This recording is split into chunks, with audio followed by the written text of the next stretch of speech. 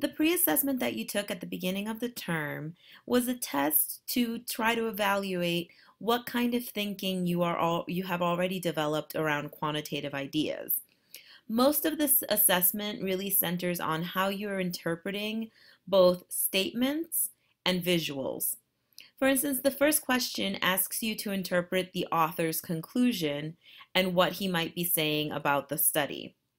You're asked to look at this critically, to think of what may be missing from his statement, how to think not in general terms, but in more specific terms. So don't extrapolate one idea because a study made a conclusion to apply to everything. You always want to be critical of the information coming in and try to digest it in a way that is informed. And then you want to analyze that in return. In terms of the charts, you always want to pay very close attention to the different labels being presented to you. You see that these charts have not just numbers, but have clear labels on the axes, labels for the titles of the charts, and then labels for the series that are being represented within the chart. You want to pay close attention to these as they are going to tell you what it is that you're looking for, and you can then interpret from there. That's a very similar thing to how we're going to look at a table, which is going to divide things up for you in columns and rows.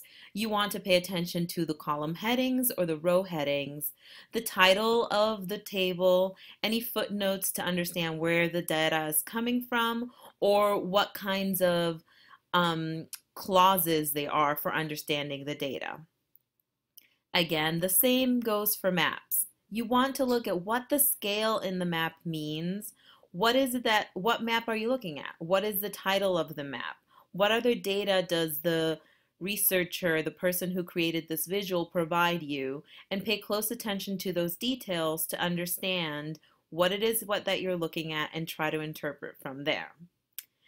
At the end of this assessment, you also did some basic calculation of statistics.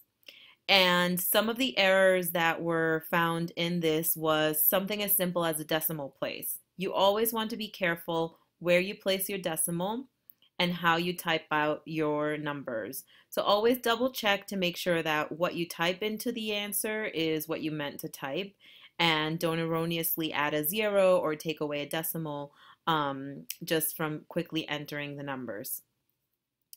Overall, the assessment was difficult, but I think that students now, as you're progressing through the modules, you're getting a sense of how it is to look at things more critically, to question what it is that you are working with, and to assess it in a more quantitative and socially aware way. And this is what I want us to be doing as we move throughout the course, and hopefully at the end of the term, you will all do exceptionally well on this assessment, which was very difficult to begin the term.